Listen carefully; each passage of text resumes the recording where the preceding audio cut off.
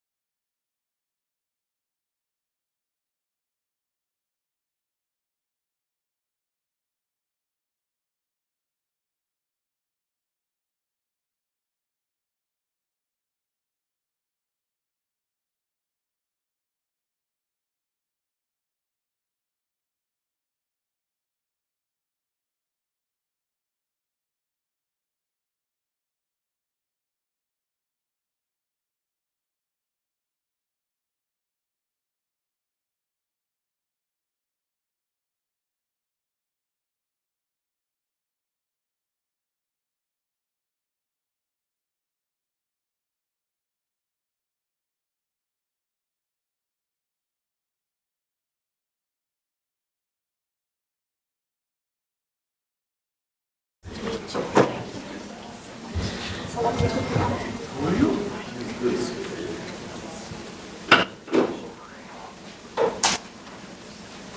everyone. I'm Commissioner Susie Gelman, and I'm pleased to welcome you to this afternoon's event, Women in FoRB Making a Difference, hosted by the U.S. Commission on International Religious Freedom, or USCIRF. USCIRF is an independent, bipartisan U.S. government commission created by the 1998 International Religious Freedom Act, or IRFA. The Commission uses international standards to monitor freedom of religion or belief abroad and makes policy recommendations to the President of the United States, the Secretary of State, and the U.S. Congress. We travel, hold hearings and events, issue reports, and speak publicly about this fundamental freedom.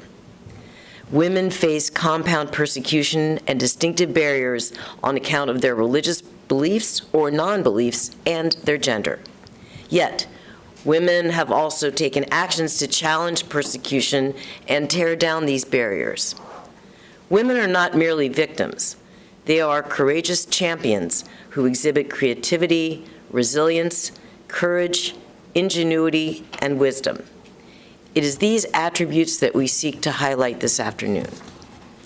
This is an important issue to USCIRF, and I'm pleased to note that Vice Chair Fred Davey, raise your hand, Fred, and Commissioner Stephen Schneck, Steve, are here in the audience today joining us. Two questions frame our conversations today. One, why is FoRB, or freedom of religion or belief, essential for women? And two, why is the focus on women both important and necessary? First, why is FoRB essential for women? Under international law, FoRB affords every individual the ability to have, adapt, change, and express any religion or belief or none. It includes the freedom to express differing or dissenting religious interpretations. Properly implemented, FoRB empowers human beings both as individuals and in community with others. It also is closely associated with other essential freedoms, including expression, assembly, and association. FoRB also plays a pivotal role in empowering women and advancing gender equality by protecting religious belief and practice as an individual choice upon which governments cannot infringe. As such, it is an essential tool to help women and girls overcome systemic barriers to the equal protection of their freedom. These barriers, often justified on religious grounds, include discriminatory laws. They also often include limitations on women's and girls' access to education, employment, healthcare, and political participation.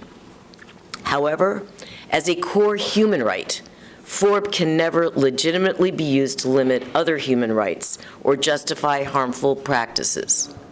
Second, why is a focus on women important? First, women account for over half the world's population. Many of them live in countries that restrict people's freedom of religion or belief. In other words, empowering women statistically is not a minority issue.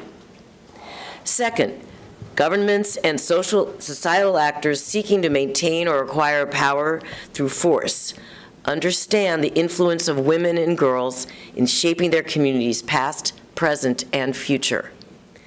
They thus use any and all tools available at their disposal to marginalize women and girls, especially those belonging to religious minority communities. In USCIRF's Frank R. Wolf Freedom of Religion or Beliefs Victims List, we have nearly 2,300 victims documented, and of those victims, about 600 of them, around 27%, are women, and a majority of these women are imprisoned in China or Iran. Whether it is policing how much hair they show, how they educate their children, or whom they can marry, governmental interference in women's religious freedom is systematic, ongoing, and often egregious. Rather than grant women the agency to which they are entitled under international law, many governments instead infantilize women. They declare themselves the superior arbiters of how women teach, work, observe the tenets of their faith, marry, raise their children, and live. This usurping of individual autonomy is not protection. It is sexist, paternalistic, and unlawful. Because of their gender and religious beliefs or non-beliefs, women and girls face compound persecution and harassment, multiple deprivations, and structural violence, both publicly and behind closed doors. And for women and girls experiencing the devastation caused by war, genocide, or other atrocity crimes, and forced displacement, there are even more barriers in the way of achieving their rights and empowerment, putting them at even greater risk for persecution. Despite these vulnerabilities and barriers, women have accomplished a great deal to advance FoRB and improve their lives and that of their communities. Whether through advocacy, coalition building, social change, or legislation, these accomplishments need to be acknowledged and supported. As such, they will be a major focus of today's event. Our first speaker via video recording is Nazila Lagane, United Nations Special Rapporteur on Freedom of Religion or Belief. Special Rapporteur Gane is one of the world's foremost experts on the human right to religious freedom, including women's right to FoRB. She was the author of USCIRF's groundbreaking 2017 special report, Women and Religious Freedom, Synergies and Opportunities. That report emphasizes that women's rights and FoRB are not conflicting rights, but rather work together to promote the individual freedoms protected under international law. I will then moderate a conversation about the concerning rise in anti-Semitism and anti-Muslim hatred, how both are impacting women in particular, and what steps should be taken to address these challenges. Our speakers for this panel hardly need any introduction. Special Envoy to Monitor and Combat Anti-Semitism, Ambassador Deborah Lipstadt, is a titan of religious freedom who has undertaken formidable work combating the hatred of Jews. Our other speaker will be U.S. Ambassador at Large for International Religious Freedom, Rashad Hussain, who serves as Principal Advisor to the Secretary of State and President on religious freedom conditions and policy. Ambassador Hussain also serves as an ex officio member of USCIRF. They will be joined by USCIRF Commissioner Mohammed Majid, who in his private capacity as an imam, interfaith leader, and activist against all forms of religious intolerance. Together, they will discuss how women are affected by anti-Semitism and anti-Muslim hatred and the U.S. foreign policy to address these challenges. I would also like to note that Ambassador Hussain's and Commissioner Majid's participation in today's events affirms that women in FoRB is an issue that also affects men. Our second discussion today is moderated by Judy Golub, Director of Strategy and Planning for Religious News Foundation Service and co-founder of the FoRB Women's Alliance. This panel features 4 women at the forefront of advancing freedom of religion or belief. You can find their biographies on your seat. The panelists are Rushan Abbas of the Campaign for Uyghurs, Huranessa Faryad of Multi-Faith Neighbors Network, Elizabeth Lane Miller of the Gender and Religious Freedom Network, and finally, Chika McBean Okosi of the U.S. Baha'i Office of Public Affairs. Finally, we will end today's event with some reflections on what we have heard and suggestions for next steps on how best to advance women's rights and work on FoRB. Now let's hear from Special Rapporteur Gane. Ladies and gentlemen, let me take the opportunity to thank the U.S. Commission on International Religious Freedom for calling this meeting on this important topic, Women in Freedom of Religion or Belief Making a Difference. Thank you to USCIRF for addressing this in a number of different initiatives over the past 7 years plus. The UN mandate on freedom of religion or belief has also given this topic concerted attention over a number of years, over more than 3 mandates. there have been 3 thematic reports that have been exclusively focused on the rights of women and girls and freedom of religion or belief. Now, you might think that this is unnecessary, since clearly, like other human rights, freedom of religion or belief pertains to everyone, and everyone includes women and girls. Yet we do need to spell it out. And if we give closer attention to freedom of religion or belief and its enjoyment, we find that girls and women suffer particular infringements, discrimination, and violations. So, for example, in relation to discrimination and freedom of religion or belief, we find that in personal status laws, for example, the rights to marriage, for example, interfaith marriage, the right to divorce, custody of children, there are particular discriminations that pertain to women. If we look at freedom of religion or belief in terms of the right to have, adopt, and change religion or belief, or the right to be able to manifest religion or belief, including with others and in public, we find that women are often absent. Women can sometimes be identified as belonging to a particular religion or belief in relation to headdress and clothing, and therefore they suffer particular violations there. They bear a heavy burden for that belonging. They are more conspicuous in their belonging and are targeted, therefore, as a result of that. We also find in mass atrocities that sexual violence is used against women and girls belonging to minorities, a very alarming and concerning case of that, of course, being that of Yazidis 5 years ago. And even within their communities, women and girls are often policed, and their manifestation is dictated by others. If we look at violations in the name of religion, it is similarly particularly burdensome for women and girls. Now, all of this is the case, but we still recall that women and girls have agency, and they have the best solutions to their own circumstances. Women and girls not only have the right to have and to adopt and change religion or belief, but that necessarily also entails the right to be able to debate, to understand, to exchange on religion or belief, to be able to interpret religion or belief, and choose how to manifest their own conscience, their own understanding of what that belonging means. We are not seeking to replace the agency of those women and girls, but to give them voice when their own voice has been silenced and sidelined, only until such a time where they themselves can speak for themselves, and then therefore we can give them platform. Now, in relation to women and girls and freedom of religion or belief, of course, we shouldn't only be concerned about the discrimination, violations, and infringements, important though that is, and critical though that is in our work.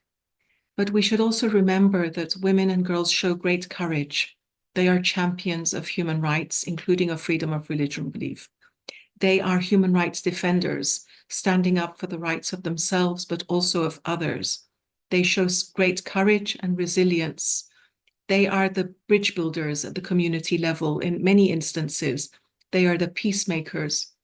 And we should ensure that they are not only at the peace table, but that in transitions, that women and girls are at the table, and also religious and belief minorities are at the table, where there have been violations that have been carried out against them. Women and girls are often spearheading cultural life and the rights of religious or belief communities around the world, and they are central to initiatives at the grassroots, to peacemaking, to building bridges between communities, and to showing empathy regarding the rights of others. So this is an opportunity to highlight the importance of the enjoyment of this right to women and girls, how they are victimized by it in multiple ways, but also how we rely on them in civil society, at the grassroots, at the local level, but even at the intergovernmental and international levels, in order to ensure this right for everybody.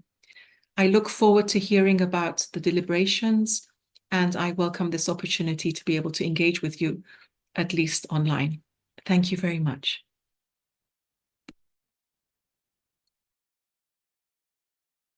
I don't know if the mic's working or not, but I think you can hear me anyway. So thank you to Special Rapporteur Gagné for those remarks. Our first set of questions this afternoon will discuss how the U.S. government is addressing the global rise of hatred against Jews and Muslims. I would just note that Ambassador Hussein is on his way. It's like me, got stuck in motorcade traffic getting here. So he will be joining us shortly. Anti-Semitism and anti-Muslim hatred are different, but they flourish under similar conditions of intolerance, misinformation, and ignorance. Governments are obligated to actively combat these conditions, ensuring that Jews and Muslims alike are able to exercise their freedom of religion or belief and other human rights. With very limited protections, governments must also protect speech, even hateful or offensive speech that is critical of religion and religious practice. When governments fail to protect religious freedom, Jewish and Muslim women are often the first affected.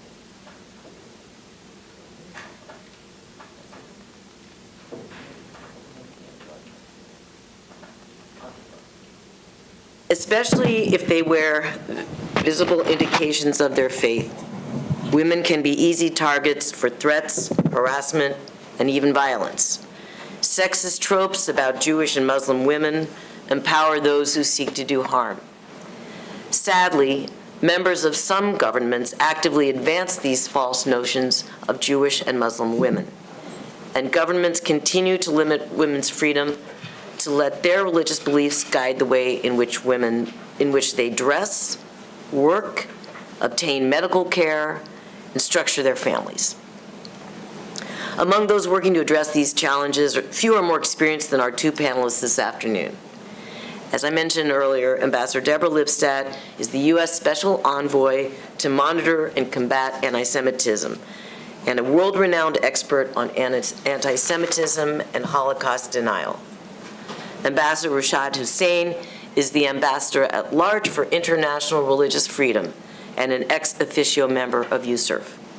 And Imam Mohammed Majid is the Executive Religious Director of the Adams Center in Sterling, Virginia, co-founder of the Multi-Faith Neighbors Network, and my fellow commissioner and friend at USCIRF. We are also fortunate to be joined by the four civil society leaders who are at the forefront of promoting FoRB for women.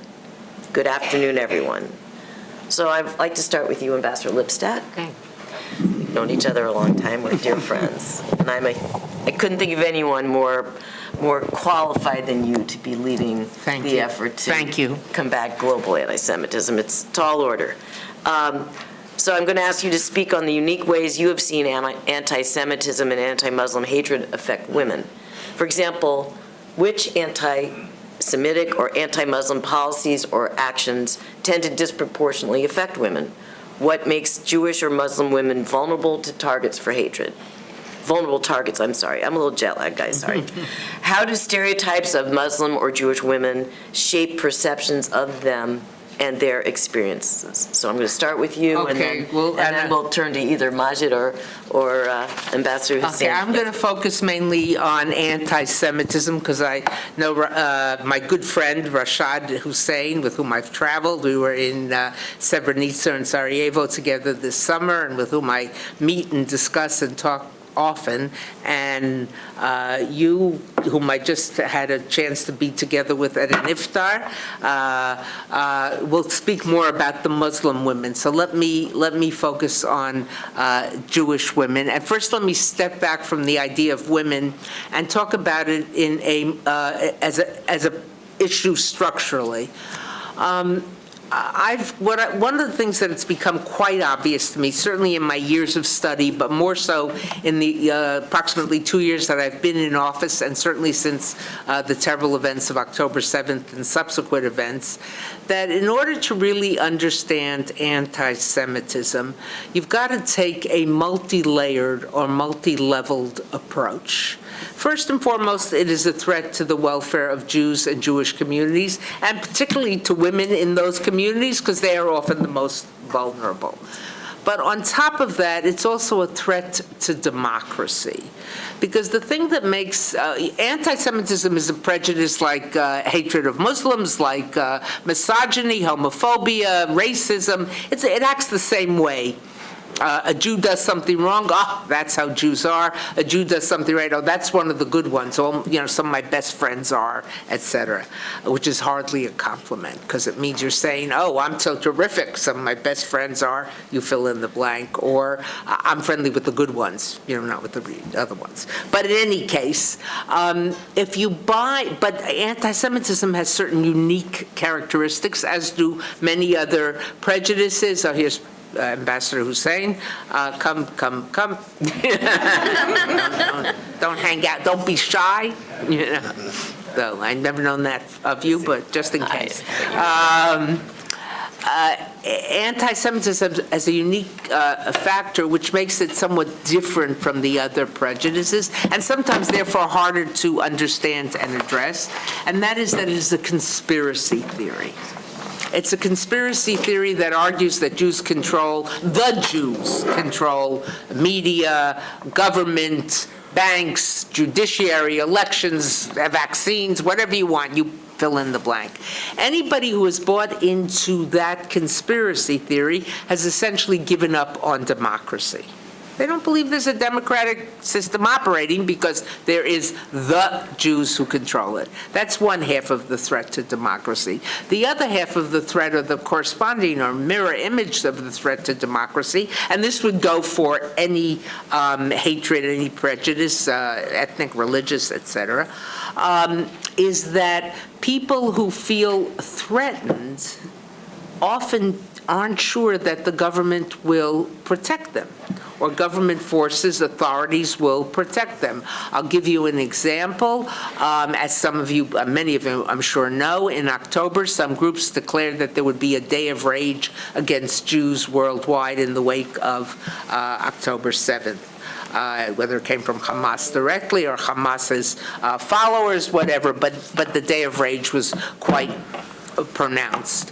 On that day, I don't know the exact number because I was told when I was in Paris, but it was some staggering number, like 80% of the parents of children at Jewish schools kept their kids home.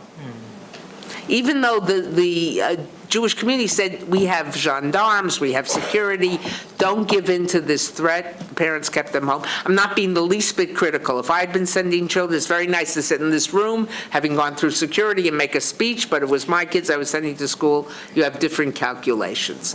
But I'm just pointing out something. In England, it was not that high, I think but it was over 50%. Some of the schools, in fact, closed. And in the United States, some schools closed. Nothing happened on that day. But the day was a resounding success for those who threatened the day of rage, because those people felt the government can't protect us, the authorities can't protect us. Democracy is built on trust. And the minute the participants in that democracy begin to lose trust, democracy falters. So you have threat to Jews and Jewish communities, to their welfare, threat to democracy, and the third layer, and then I'll come to the women's thing, and I'll do this as rapidly as I can. I am a professor, so I think in 50-minute blocks, but I know we don't have that, and I'm not going to impose that on you, and neither will it be an exam at the end of this. So, the third level is the threat to national security and stability. That malign influencers, sometimes in more simple language we call them bad actors, whether they be countries, whether they be NGOs, whether they be individuals, whether they be people on social media, use existing hatreds, and here this goes for anti-Semitism and hatred of Muslims, use existing hatreds to stir up, to make a society feel like maybe we're a failed state. Now, I know for the government officials in this room, failed state has very specific meaning, so put a small f, small s. I'm not, but that democracy isn't working. Oh, you think democracy is so great? You have this problem. Now, I'm not saying that all of these prejudices come from outside or from malign influencers. Malign influencers couldn't stir up a hatred of bicycle riders. But they can, unless there's a hatred of bicycle riders already in that society, but they find an already burning fire and add fuel to that fire. So that's how we should look at it. And now to turn to specifically to women, of course, women in many societies have far less influence, far less power to protect themselves and their own needs, etc. And this often they will become the more vulnerable group in terms of anti-Semitic attacks, anti-Muslim attacks, etc. Most, and with this I'll close, most prominently, of course, is the gender-based violence. And the commissioner just spoke to us, mentioned the CDs, a terrible, terrible action of gender-based violence that got some attention in the democratic world, but nowhere near the attention it should have gotten. It really was an attempt to wipe out the Yazidis in many respects. Or more recently, past year, Iranian women who had the nerve to show a little bit of their hair also suffered terribly. And most recently, and I'm sure this was a oversight on her part, but the most recent example of gender-based violence against women, not all Jewish women. There were Muslim women, there were Druze women, there were Christian women, but in Gaza, in the Gaza area, on the Israeli side, and against the hostages who have been released and who have reported on that. That's not to say anything about the politics of the conflict. To close with a thought, when it comes to rape, when it comes to gender-based violence, there is no but. It's simply wrong. That's it. End of, full stop, as the President of the United States has said in some of his speeches, full stop. You deal with the other issue, but full stop. And I think that is something that is a matter of great concern. I know it's a great concern for those of us who deal with anti-Semitism and certainly anti-Muslim hatred we've seen in certain societies against women who are more vulnerable, and we've seen that in some horrific examples.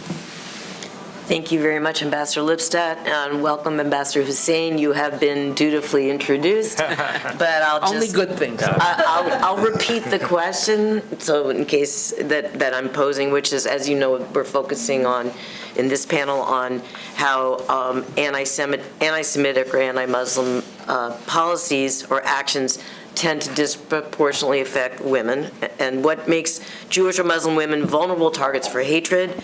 How do stereotypes of Muslim or Jewish women shape perceptions of them and their experiences? Thank you so much, Commissioner Gelman. Thanks for all the work that you're doing around the world. Thank you to USCIRF for bringing us together today and for your attention to religious freedom issues around the world, including addressing anti-Semitism and Islamophobia and their particularly pernicious impact on women. And thank you to my friend, Ambassador Lipstadt. We've had the chance to travel together.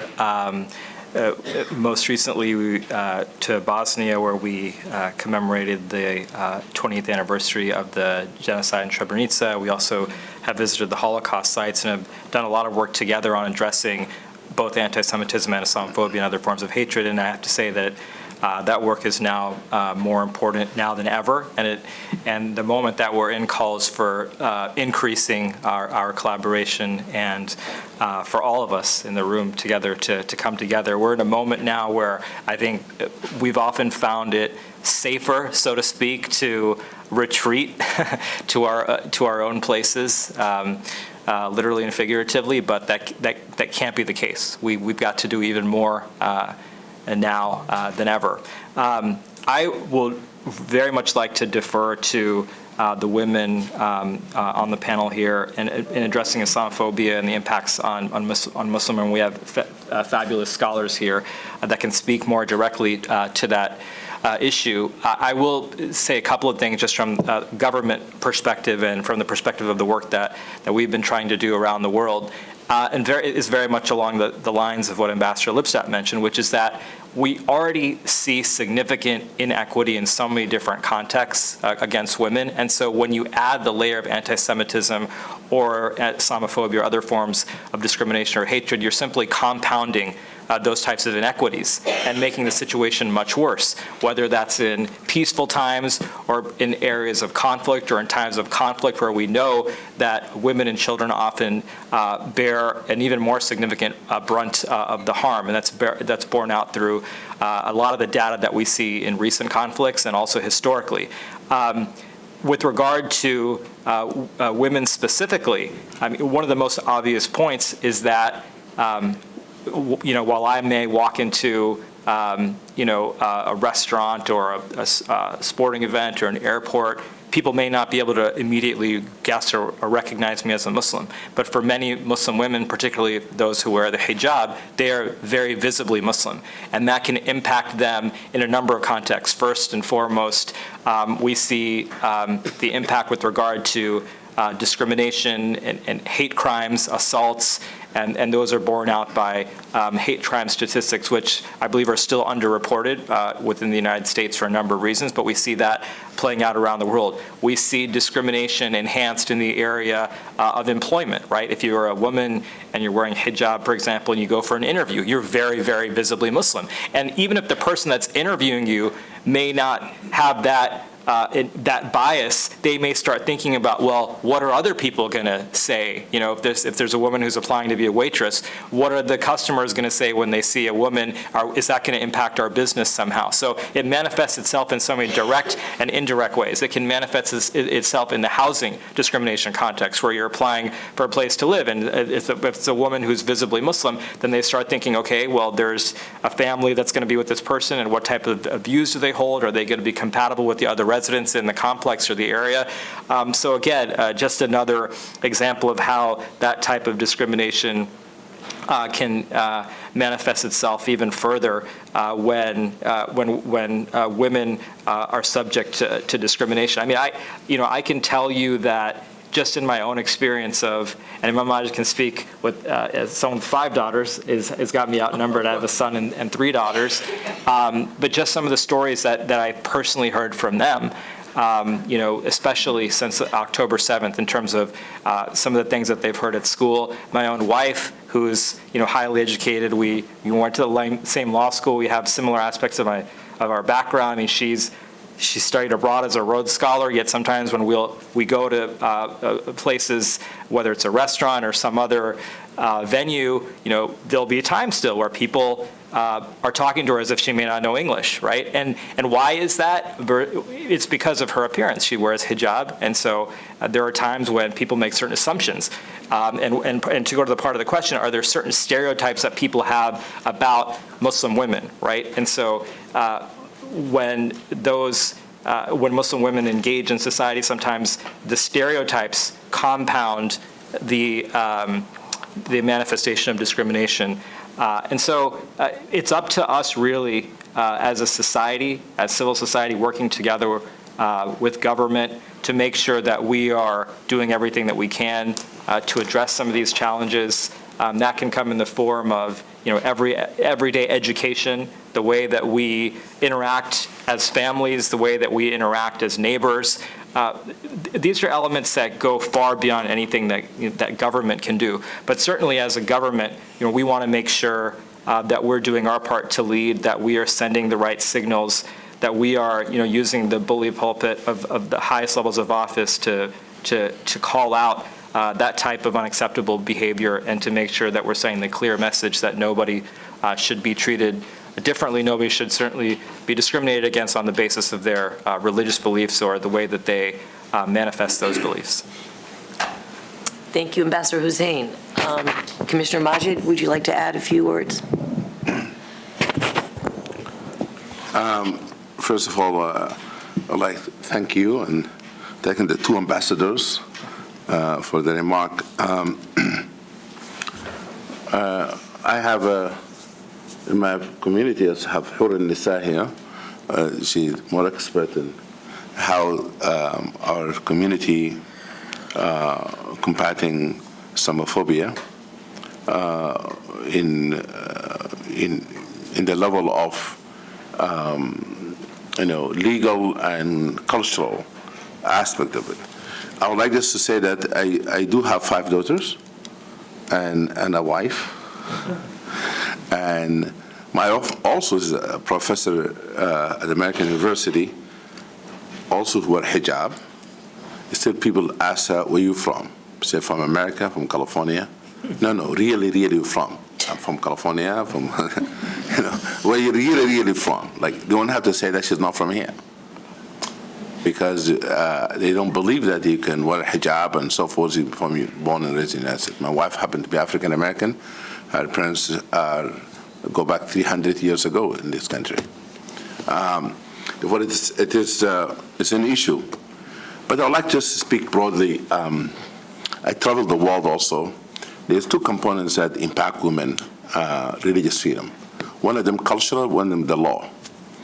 The law, in some countries, the law is strict women movement, marriages, issues, child marriages, FGM, all kind of laws that really cause women freedom to be restricted.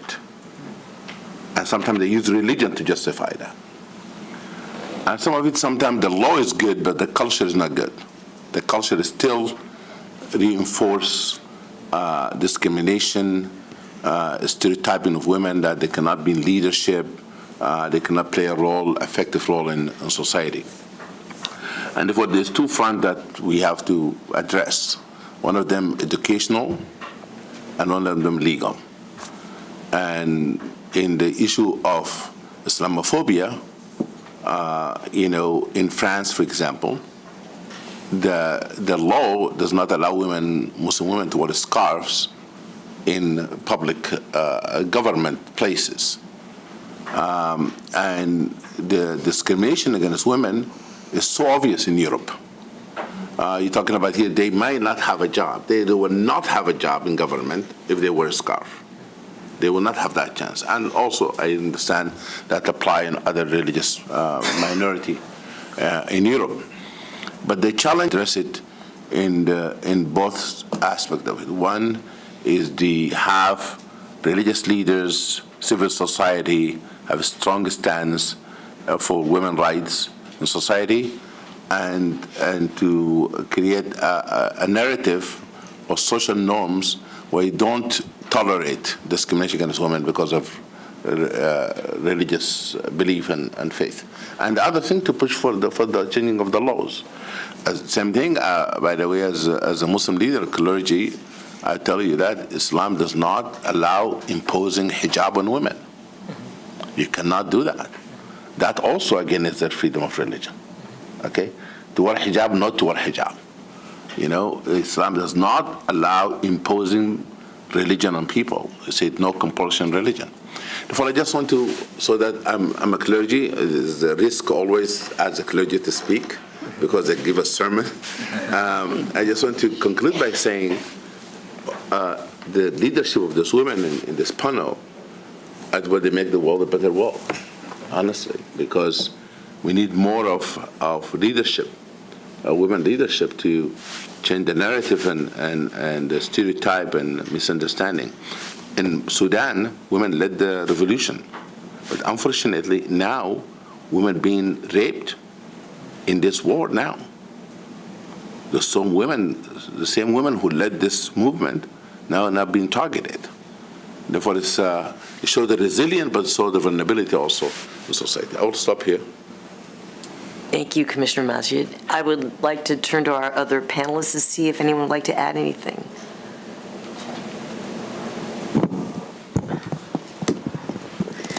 Okay. Good afternoon. So as one of the 2 only hijabis in the room, I can say that. Yeah, life has been a bit difficult being a hijabi Muslim and visible into the eyes of America and worldwide. But I have to say that when I look at the freedom that the United States gives us as women, there's so much that we can use to propel our movement forward and to get our voices heard. And religion should not stop us. We should not be seen as items that are connected to a certain faith just because we are visibly of that faith.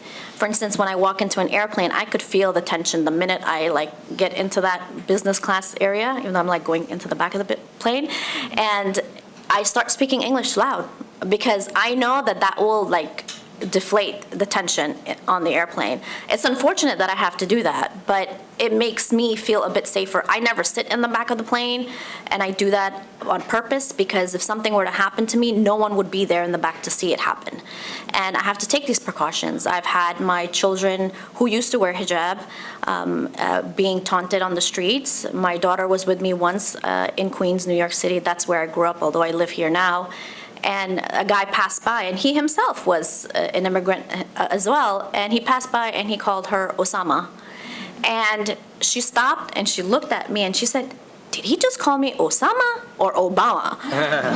Because if he called me Obama, I'm okay with that, but not Osama. And I was like, no, I think he called you Osama. Because I didn't want to make her feel that things like that didn't happen. And she was so upset. She's like, no, I'm going to go back and talk to him. I said, it's not worth it.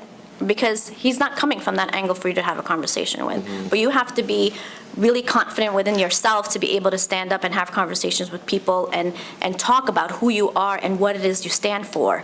And you're not going to be the one who's going to talk about, well, we're not in support of ISIS or Taliban and all these different movements that are happening that, bring the negative components, and it's not even components of our faith, it's just hijacked versions of what they feel our religion actually professes. I came to the United States as a child refugee from Afghanistan when the Soviets invaded, so I appreciate what this country has given me and my family to be able to grow up here and to practice my religion freely. I don't think I would have had that opportunity had it been somewhere else. So advocating for one another is so huge, and that's something we're going to talk about when our panel starts. But this instance of Islamophobia or even anti-Semitism, when you see Jewish women walking around and getting harassed, it's important for all of us to be able to stand up against that. When we see somebody being harassed, we walk by as if it doesn't concern us, right? How many times, I think a lot of us can say that when we see someone getting harassed, we just walk by like, it has nothing to do with me. But no, it has something to do with us. We have to be able to stand up for one another. If you see a Muslim woman getting harassed, if you see anybody getting harassed, racially profiled, it is incumbent on all of us to be able to say, my religious freedom work actually imposes this on me, that I'm not just going to advocate for people who pray like me or see God like me, but I'm going to advocate for others who are being put in that situation unfairly. Thank you so much. Anyone? Yes, please. I concur totally with Hernessa.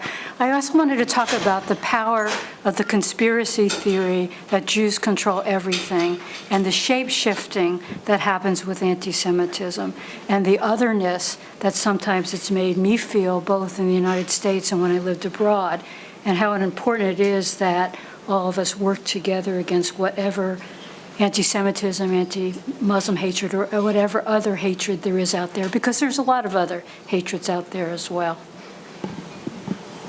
Thank you. Anybody else? Okay, great. Thank you. I'm going to turn to our second question. This one is directed to our U.S. ambassadors, as we would like to learn the U.S. government's perspective. As we've heard, anti-Semitism and anti-Muslim hatred affect women differently, but also have certain similarities. How can defenders of religious freedom, including governments, stand up for Jewish and Muslim women alike while also respecting the different impacts anti-Semitism and anti-Muslim hate are having on women of both faiths? For example, what actions through U.S. foreign policy can be taken to better combat anti-Semitism and anti-Muslim hate and their impact on women worldwide? And when it comes to hateful speech about Muslims or Jews, as opposed to acts of violence or discrimination, how can governments respond to and counter religiously intolerant views while still respecting the right to freedom of expression? So I'm going to start first with you, Ambassador Hussein, and then Ambassador Lipstadt. Well, thank you so much. The power of our example is critical. So we have within our Constitution the First Amendment, which guarantees freedom of religion, and it's important that we continue to do everything that we can to live out that example and to promote it in our foreign policy. So domestically, we have anti-discrimination laws, and we've got cases that have gone all the way to the Supreme Court defending the rights of individuals to wear their religious attire, whether they be Muslim, Christian, Hindu, Sikh, Jewish, or any particular faith background. And so we have to make sure that we're vigilant in protecting freedom of religion here in the United States. That also goes for our work in making sure that there's accountability for hate crimes that occur. And so we have, I come, before this role from the Department of Justice, and we have a civil rights division that prosecutes violations of the law with regard to hate crimes against people of various backgrounds, including their faith backgrounds. A woman is harassed for or assaulted for wearing the hijab. We have cases that have been prosecuted by the Justice Department, and it's important as a foreign policy tool that we continue to do the work of training other governments on non-discrimination laws and accountability for when those laws are violated. It's important, again, to use the bully pulpit of our highest offices, all the way up to the president, to make sure that we are emphasizing the importance of religious freedom in the United States and around the world. And that's something that we're very proud to have done in so many different forms. Going back to the first days in this in the administration, reversing the Muslim ban, or other policies that were specifically targeting faith communities. So our example is really important. When Ambassador Lipstadt and I meet with government officials from around the world, whether they're visiting, as I just had a visiting delegation from Vietnam right before I came here, or when we're traveling around the world, it's important for us to raise our concerns and issues of religious freedom, and in the form of when we're talking about anti-Semitism or Islamophobia, and I'll speak, to the point about Islamophobia. Majid mentioned the example of Europe, where there's restrictions on the hijab. In Europe, we also raise issues with regard to ritual slaughter, which impacts Jewish communities, Muslim communities, the issue of circumcision, which impacts Jewish communities and Muslim communities. But then also, we raise issues of compulsion of religion. So as Imam Majid mentioned, there are places where women are forced to have certain types of attire, which is also a violation of religious freedom. So continuing to work with governments, continuing to work with civil society to support civil society around the world, including women that are doing phenomenal work in advocating for freedom of religion or belief, work to combat anti-Semitism and Islamophobia. We have in the multilateral realm a process called the Istanbul process since 2011. It came out of a shift away from an approach that was called the defamation of religions approach at the UN. There was a resolution that used to pass every year that supported criminalization of laws that had a so-called defamatory impact on religion. And we realized that the approach of trying to use criminal laws, and this goes to your question about free speech, to try to address offenses against religion can actually have a counterproductive impact, because this tends to negatively impact religious minorities whose beliefs may be seen as defamatory or blasphemous, and it tends to be used against political opponents. It tends to be used in personal disputes when you have accusations of blasphemy. And so what we've really tried to do with the Istanbul process is to address the underlying causes of discrimination and intolerance, to make sure that we're doing everything that we can to support education and other efforts. But really, this is the challenge of addressing these restrictions on religious freedom are sometimes short-term challenges when you're looking at an institutional policy at the government level, but oftentimes there are societal factors at work, and those are long-term, medium and long-term challenges that we have to address with education and other tools. Religious leaders, including those religious leaders who are in this room, have a very important role to play as well in sending the clear signal that religion itself should not tolerate violations of religious freedom. Thank you so much, Ambassador Zain. Ambassador Yeah, Lipstadt? sure. First of all, I agree with all that my friend and colleague has said, and I just want to elaborate on some of the points. First of all, people have to speak out, especially government leaders, and condemn what's going on when they see something. You know, to paraphrase the TSA, when you see something, or maybe it's not to paraphrase, I think it's a quote, say something. I never thought I'd quote the TSA, but you know, you have to take off your shoes, but you do have to speak out. You have to use your mouth and speak out and condemn what is wrong and to empower others around you to speak out who might be frightened to speak out. Now, when I say speak out, I want to say something that some, if hearing it, may interpret as going against the grain of this conversation, but it's not meant that at all. And it's something I actually learned from our colleague, Desiree Cormier-Smith, who works on racial equity and justice at the State Department. You have to speak out with a specificity. When George Floyd was murdered, it didn't call for a condemnation of all forms of hatred. It called for a condemnation of racism. After 9/11, when there was a surge of hatred of Muslims, and I want to say phobia, hatred of Muslims in this country, it called for a condemnation of hatred of Muslims. When there's anti-Semitism, it calls for a condemnation of anti-Semitism.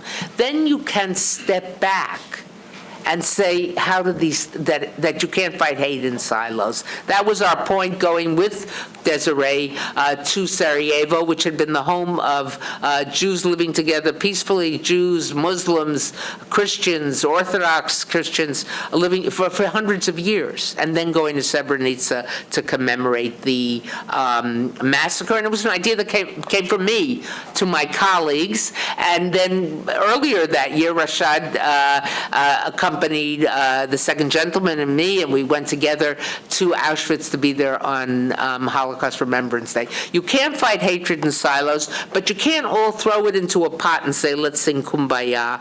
I'm dating myself. The people who are shaking their heads knowing what I mean, you know, are also dating themselves, you know, and let's all hold hands and be friends. You have to be specific about the hatred, and then you step back and put it. It's not a zero-sum game. You know, after 9/11, when there was so much hatred, and was so much so that in this country, of course, the first person to be killed after 9/11, I think, was a Sikh, you know, because some idiot American, don't quote me on that, but some not well-informed American assumed that, must be a Muslim.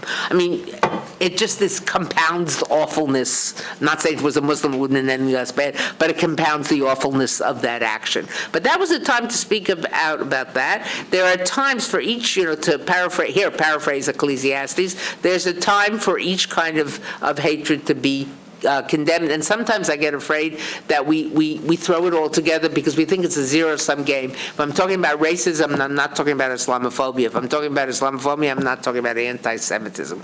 You can't fight it in hate in silos, but you've got to be specific on those things. And then there are times, as Ambassador Hussein said, that you work together when you find common ground. For instance, I attended a conference organized by the EU October a year ago, so it's now going a year and a half, where every EU country was present, and it was convened by the EU Special Envoy on Anti-Semitism and promoting Jewish life, but it was about religious slaughter and you know, the attempts to limit that. So that would, of course, affect anybody who observes kashrut, anybody who observes halal. And here's an area which can, and it was a very powerful gathering.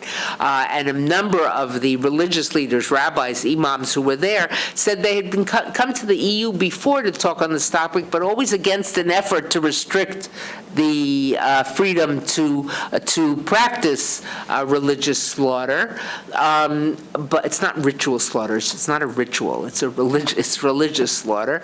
But this was the first time they were invited to a meeting to talk affirmatively about how this impacts them. The same thing with circumcision, that and the impact of those things. So you find areas where there is the working together is so obvious that to separate it out would be ridiculous. And then you also zero in on those areas where this is specifically against Muslims. This isn't George Floyd, specifically against blacks in the United States. And you've got to be specific, and yet then you step back and you say, and we fight all these together. Thank you, Ambassador Lipstadt. So last question for this particular segment. We have all seen that world events such as October 7th, Hamas attack on Israel and Israel's military response. We've seen how these events can lead to spikes in expressions and acts of hatred against Muslims and Jews. In addition, the ongoing Israel-Hamas conflict has proven extremely challenging for interreligious solidarity due to the deep pain and trauma is causing for everyone involved. As bridge builders from your respective communities, where do we go from here?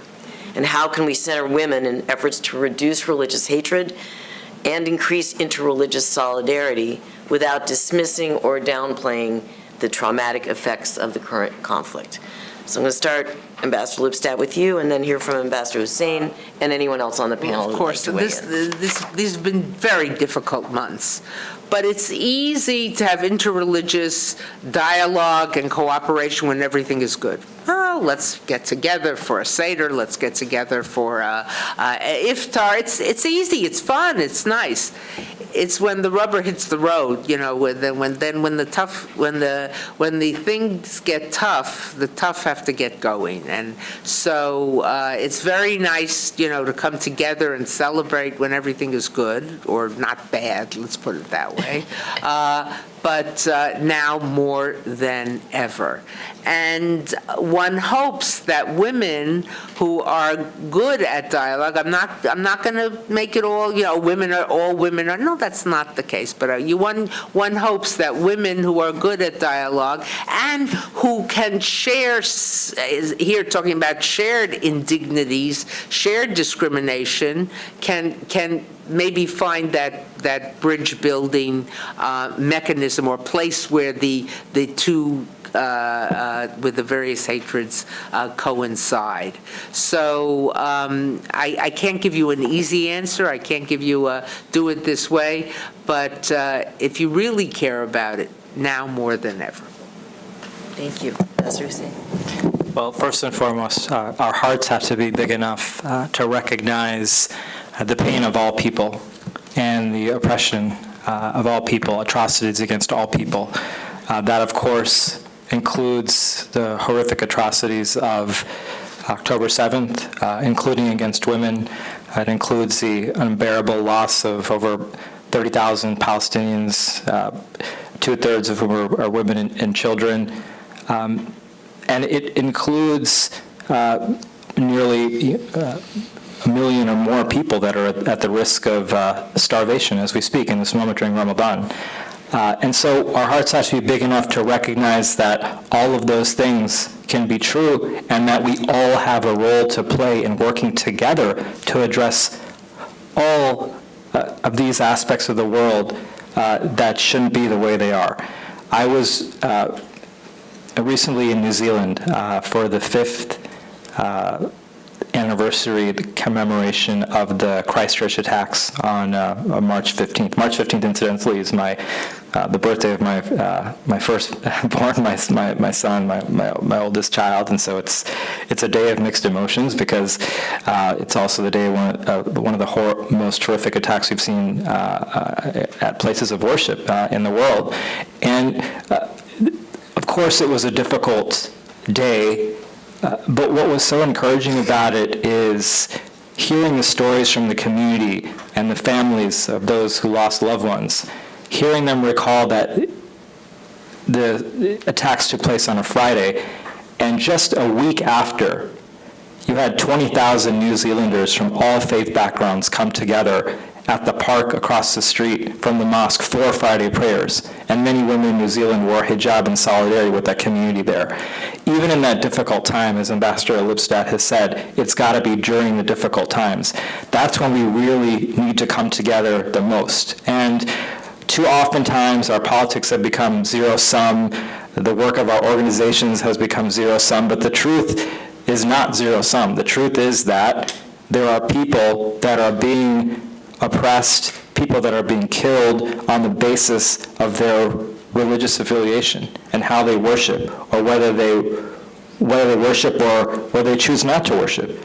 And we have to find it in our hearts, even in times of deep pain, to say, look, this is an incredible person who has spent her life standing up against injustice, that I'm going to continue to work with her, as we've done, even in this difficult moment, and try to do everything that we can to bring our communities together. The ambassador mentioned the second gentleman. He's been another tremendous partner. We did an event in New York with our ambassador to the UN with Jewish and Muslim youth. And there was more than a few of the participants that day that mentioned that this is the first time that I've had hope since October 7th, because we're actually sitting together and we're talking together rather than retreating to our own tribe, so to speak, and expressing our sadness and our grievances that way. So it's critically important at this point in time that we build on the work that's been done, and that we do it at a time when we know that much of the anti-Semitism and Islamophobia, hatred of Muslims that we're seeing around the world, there's a high correlation between those that hate one group that also hate the other, and that is the truth for other forms of discrimination, bigotry as well.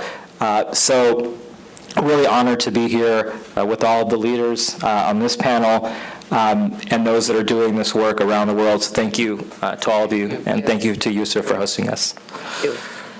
Commissioner Majid, do you want to add any comments? Yeah, if I may, first address the issue of importance of the government to stand against the government or organizations who discriminate against women, violate women's rights. And we, in USCIRF, we have prisons of conscience list that have women in it, that we need government to raise questions with all the government officials and to pressure them to free those women and men and to allow them to practice the religion they say is fit. That's very important. And that's why, talking to the State Department people. But it is important for all of us also to recognize, as Ambassador Rashad Hussain said, and Ambassador wonderful envoy of anti-Semitism, on the issue of recognition of pain. Locally, we just had a meeting. Hur Nisa and I, 6 Muslims and Jews. It happened that 3 women and 3 men, locally, just before this meeting, to see how can we, locally, be able to address the issue of anti-Semitism and Islamophobia in our community as a result of what's happening around the world. But it is true that there's a lot of pain. We have a member of our Muslim community lost 100 people in her family in Gaza. And there's many men and women also that hostages. Therefore, we have really a lot of pain. And in the time of pain, then you have to have the big heart of recognizing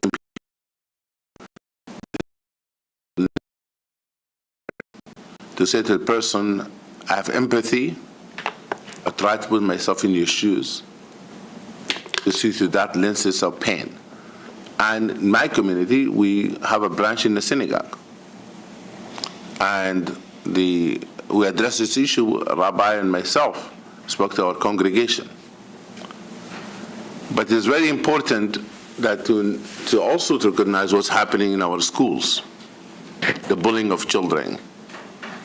And a child might not feel comfortable to say who they are Muslims or Jewish and so forth.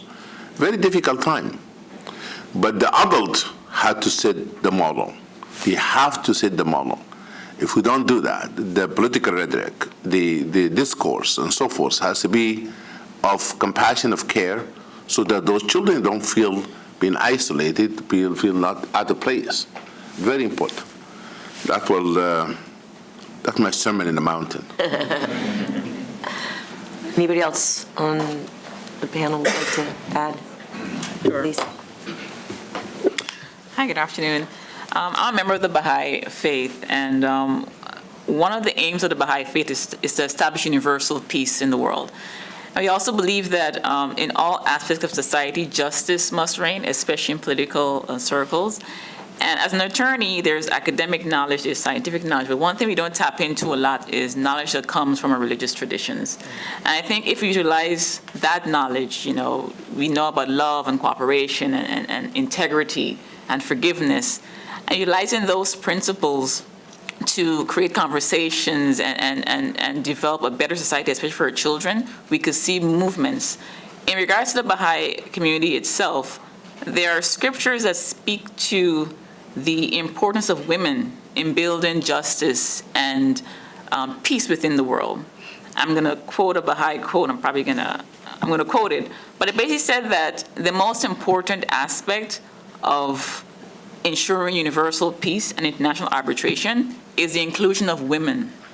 So thinking about the future and this particular issue, if we center women in conversations, difficult decision-making, peacemaking bodies, and we create an atmosphere for them to be welcome in those spaces, for their voices to be heard, for their opinions to be considered, I think we could potentially see movement in terms of realizing some sort of peace and collective security. As we know, when women engage, they think about the entire community just by our nature. So to have that sense of unity and cooperation and peace within those important spaces, I think we could create impactful decisions. Thank you. We're coming close to the end, but I want to hear you. I just wanted to add that I've noticed that when conflict arises, a lot of us are not equipped with listening skills, and that goes a long way. Because when you're countering someone who you might not agree with, you're always going to either retreat or you're going to lash out. But to stop and listen to someone's pain, to listen to their story, and that does not mean you have to agree with them. That does not mean that what they're saying is something that resonates with you, but you're giving them that time, that attention, and especially if they're your friend, right? That you've had a relationship for so long that now there's conflict and you're going to go into your silo, they're going to go into their silo, and that relationship is going to fall apart because you don't know how to listen to that person without taking it to heart and saying that this person is attacking me. But that usually is not the case. When you stop and listen to someone, you really get to see where they're coming from. You'll get to hear stuff that you never thought that they're going to say. You're going to see a perspective that you never got to see and that you didn't even know existed. And they're going to do the same thing. And with that will come disagreement. With that will come things that you will not agree with. Rabbi Sue Shankman and I are very close friends. We've been friends for 8 years. We have a podcast together. And even till now, we text each other all the time. And it's not because, let's just, kumbaya, we're just going to text each other. No, because we have a relationship and we've sat down, we've had conversation. I don't agree with everything she says. She doesn't agree with everything I say. But we do have that respect for each other. We do give each other that awareness that her feelings are her feelings and my feelings are my feelings. And we try to work together in other aspects to bring that relationship out in the forefront as an example for other people to see that it can be done. But you have to be willing to put yourself in that position of being able to listen and not take everything as an attack on you and your personality and your religion and who you actually are. But it's just opening up that space to listen to other people goes such a long way. Thank you very much. And of course, we want to thank our government representatives, Ambassadors Lipstadt and Hussein, for joining us today and sharing your insights. We know that you both have limited time, so if you do need to leave before the next discussion, here's your hall pass. Another meeting. Thank you all very much, and thank you. Thank you for doing this. Rashad. All right, thank you. So now it is my pleasure to give these leaders in civil society a chance to expand on their work in support of FoRB and women. I will hand over the moderating to Judy Golub. Thank you so much. Well, hi. Thank you so much. Commissioner Gelman, I'm Judy Golub. As I was introduced before, I'm Director of Strategy and Planning, Religion News Foundation, Religious News Service, and co-founder, along with Luann Sabatier and Farinaz Ispihani of FoRB Women's Alliance. I am very honored to moderate this panel today on women in action in their communities. As we have heard, many women experience both publicly and behind closed doors compound persecution and distinctive barriers due to their gender and religious beliefs or non-beliefs. Those who seek to maintain power in the status quo often target women. Why? As we heard, because women worldwide are on the front lines and hold the key to the survivals of their families and their communities, and I would say the freedom of religion or belief as well. They are the champions. We know some of the names, and others we don't know, as they undertake their courageous and challenging work. Many also understand, as we noted earlier, that FoRB used properly, let me underscore, used properly, is closely associated with other essential freedoms, including assembly, association, and expression. FoRB plays a pivotal role in empowering women and advancing gender equality by tearing down barriers that are built on biased social and cultural norms and stereotypes and discriminatory laws and practices that often masquerade as religious dicta, but they are not. We also understand the importance of men as allies in this work, the need for collaboration because siloing is death, and the centrality of adequate funding so we can get the job done. And we are about to hear more right now. I am honored to moderate this panel today with 4 women who are leaders in the FoRB movement: Rushan Abbas, Ranessa Faryad, Elizabeth Lane Miller, and Sasika McBean-Okosi. You can find their bios on the table outside. But I have to tell you that the information in those bios only hint at the creativity, resilience, and courage of these women and the central roles they play in creating and leading programs and initiatives that challenge persecution, discrimination, harassment, and other obstacles and support women and the freedom of religion and belief. So let's get started. Each panelist will make very brief opening remarks to set the stage for our conversation. So let's start that conversation now with Elizabeth. Thank you, Elizabeth. Thank you to all, and thank you, Judy. In 2018, when Helen Fisher and I first published research on the religious persecution facing Christian women and girls, we found it was characteristically hidden, violent, and complex. The discrimination faced by women due to their status in law and society intersects with prejudice or restriction to form a kind of web of multiple intersecting pressures. This web tries to control or inhibit the lives of women of marginalized faiths. And it's despite this web of pressures that women of marginalized community are playing an active role in healing. I'm going to be focusing my panel comments on 2 overarching strategies that women have used. The first is nothing new, but it's incredibly important, and that is telling their story. A simple but powerful strategy. Some of what women face as a result of religious persecution is beyond what many of us can imagine. Certainly, it's beyond what we want to imagine, and we might not want to even believe it.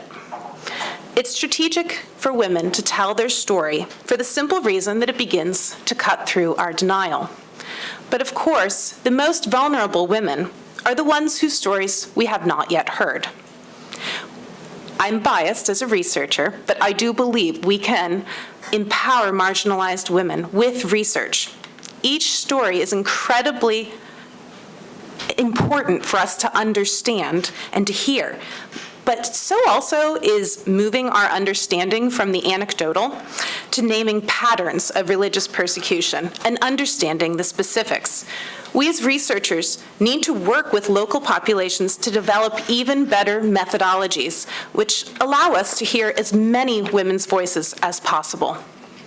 The other strategy, taking action to fight against the ripples of religious persecution. Women act where they have agency to act.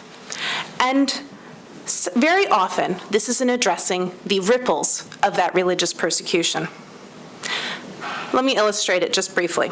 For example, I was talking to a Christian woman in India who fights against these ripples. She's seen again and again the dangers of when adolescent girls convert to Christianity.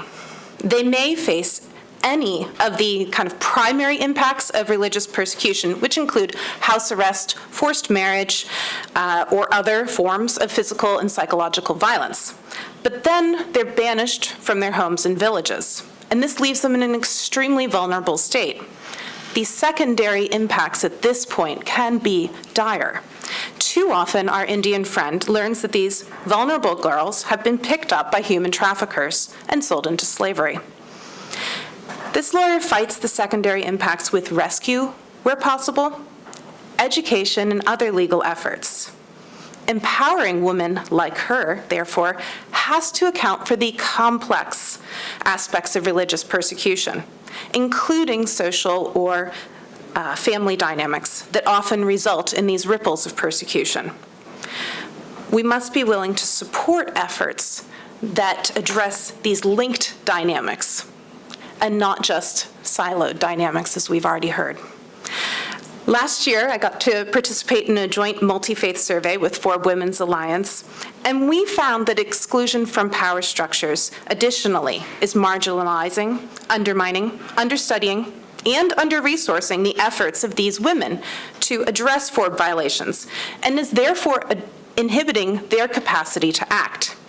So, I'm excited to keep talking about this so we can use the knowledge we have of both these macro dynamics, but also the micro dynamics to bring access and to support to those who are most able to help.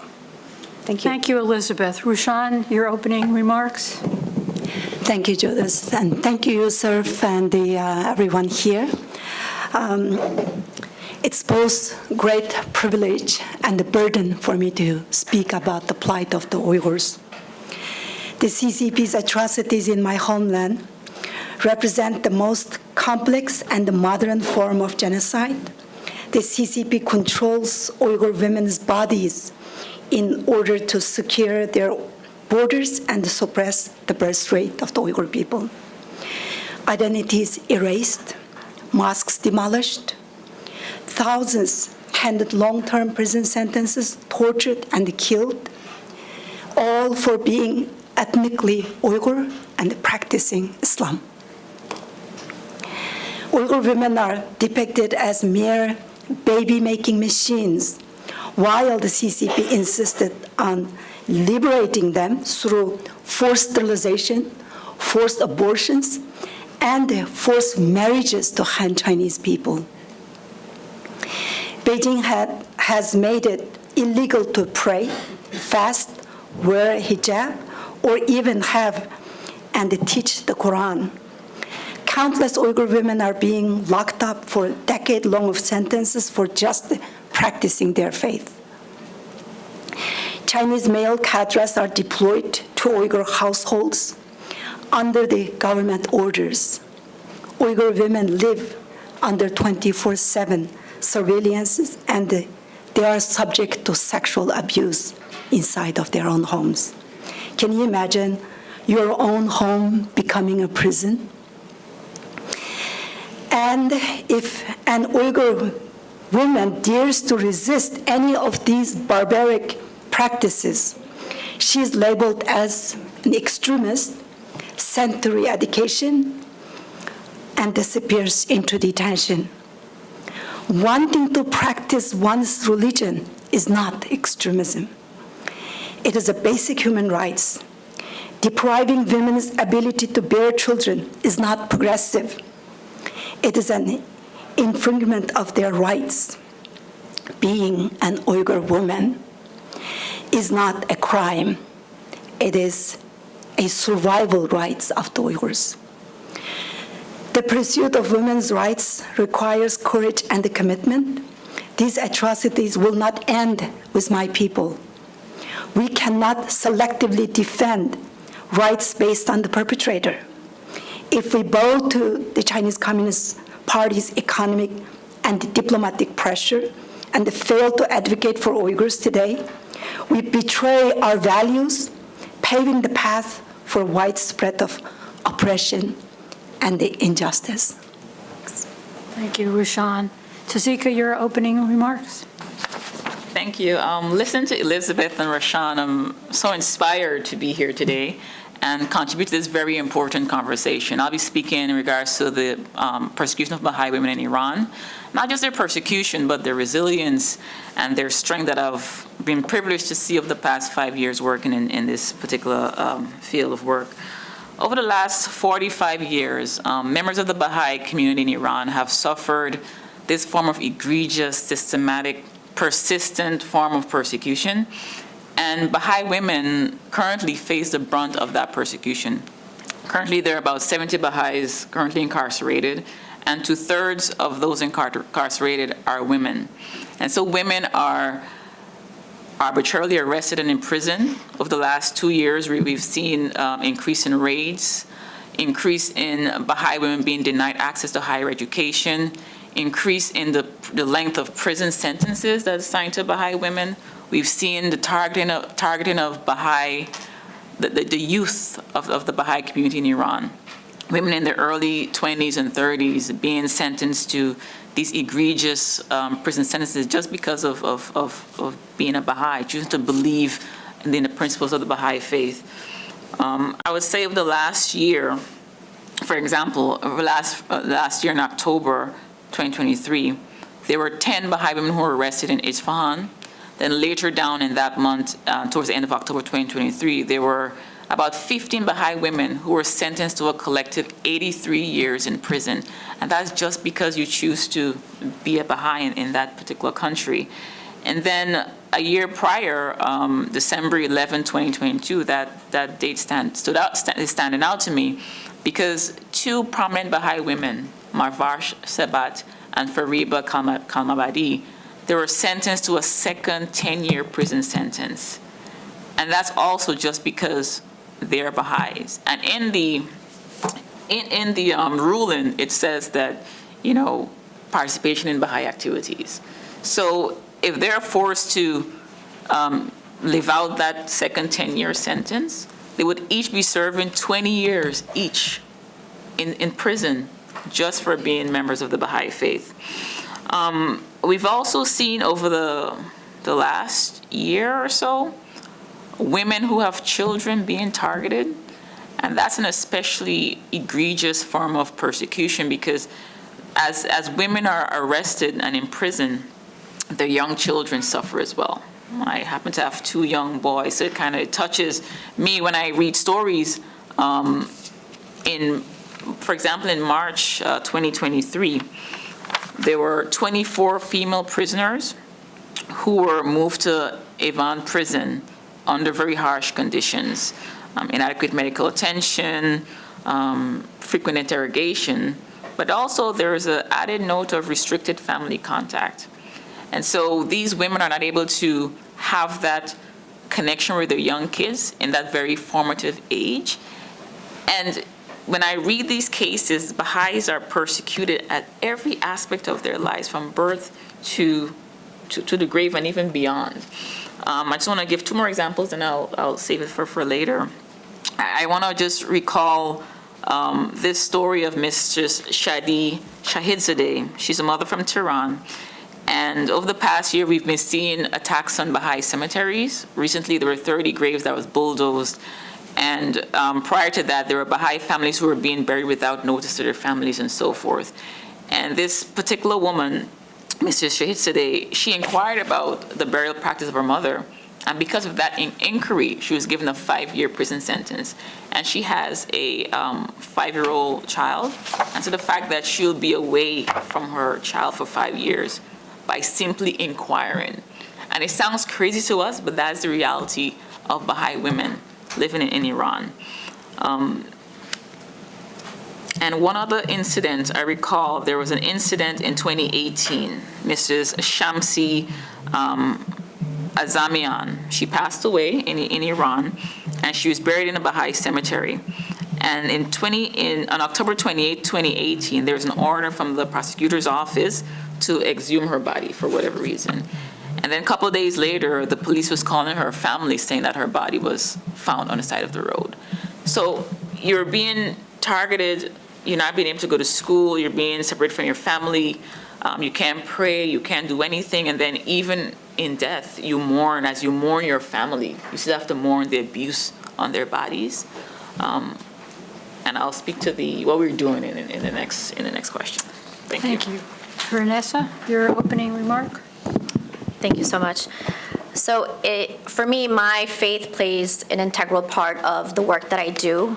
And when I look at the work that we're doing in the religious freedom space or in the multi-faith peace-building space, I always go back to what Allah subhanahu wa ta'ala has said in the Quran for me and what our Prophet Muhammad has done in his lifetime and advocating for people of all faith groups.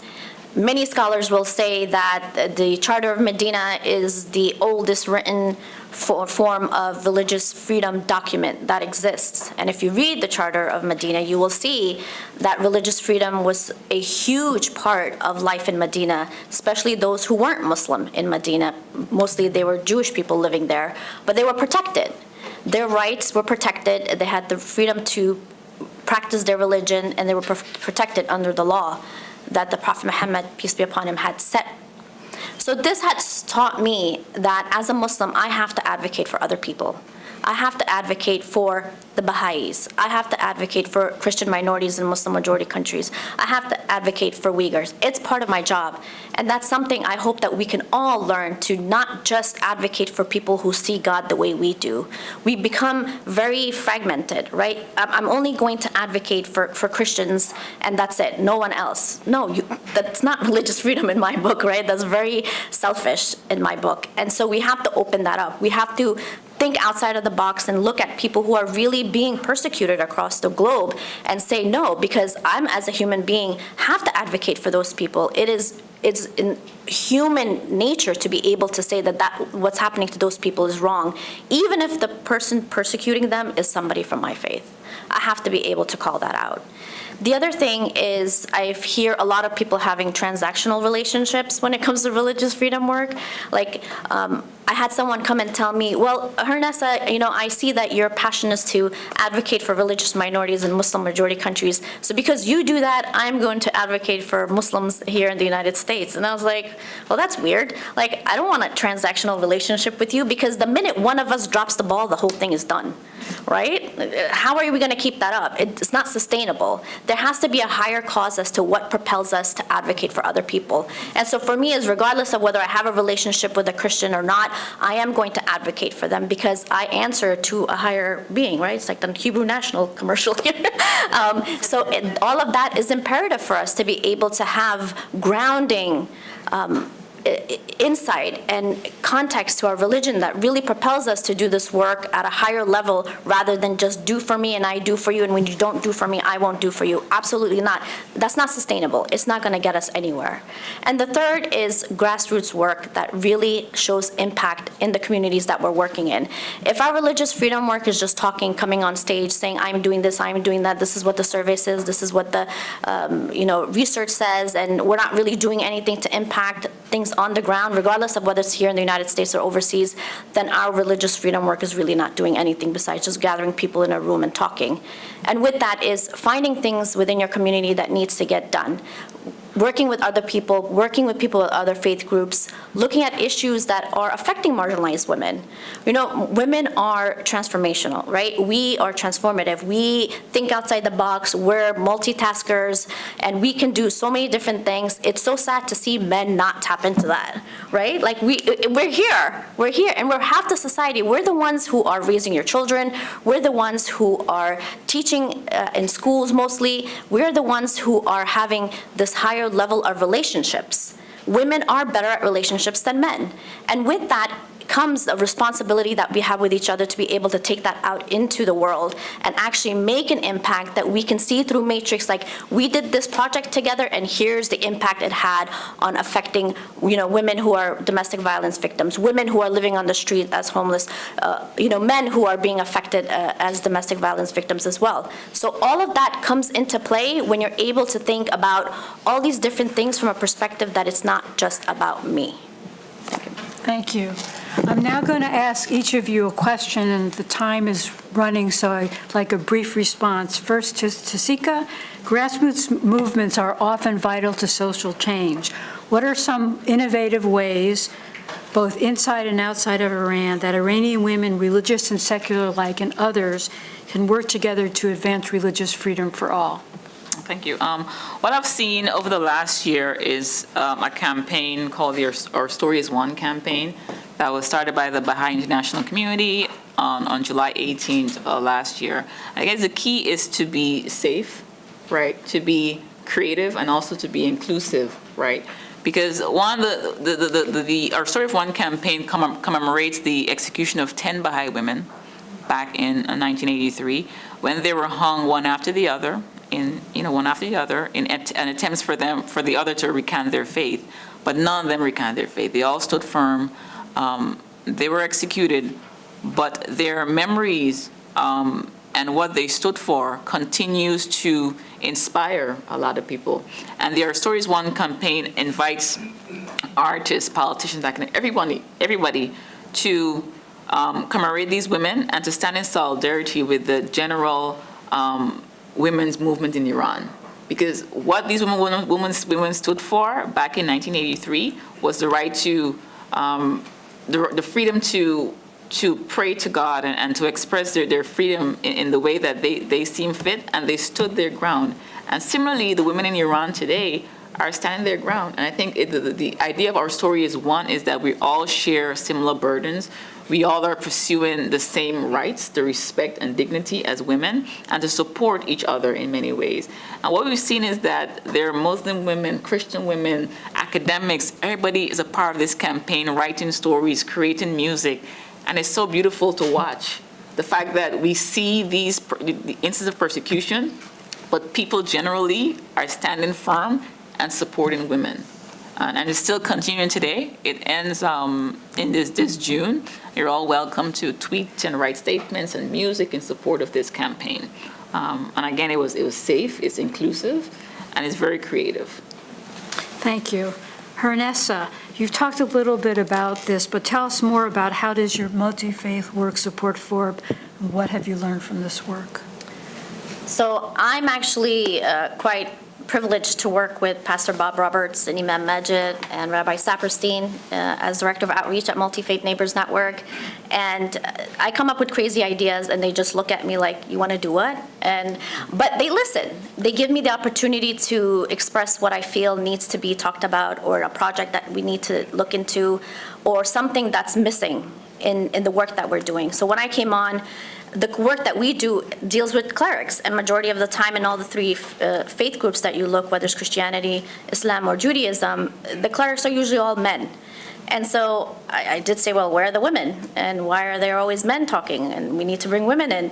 And so with talking with them and having this conversation, we came up with the Inspire group that I lead, to making sure that all of our cities, the triads that we have with the clerics, have women component part working with the clerics as well. So we're in about 20 cities here in the United States, and we work overseas as well. And me going and meeting with the cohorts of the Jewish, Muslim, and Christian women, especially now, is so important. I'm actually going to Philly and Houston after Ramadan and meeting with the cohort of women and making sure that they're staying connected, we're building bridges, and we're doing projects together, but they're also connected to the clerics that are in their city, because it's important for us to be able to go on the ground and have them build those relationships, and sometimes you have to teach them those skills. And it's unfortunate that sometimes conflict and it brings people apart, but it also can bring people together when you're able to use the right tools and the right skills to be able to say, we're going to do this, come, let's work together and have this done. I train women also. I've trained men also, but my favorite is training women who are in situations where they really need to advocate for themselves. So whether it's public speaking, where it's listening skills, whether it's multicultural or multi-faith norms. I've trained women over Zoom and in person, and most of them are not Muslim. I've trained majority Catholic nuns in Africa to advocate for themselves with leaders in their communities that happen to be Muslim.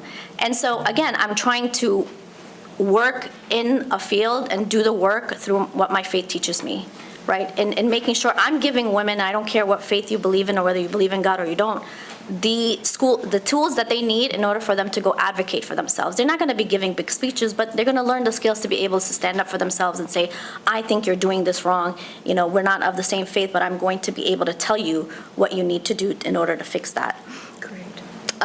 Just the last thing is also working with community is important.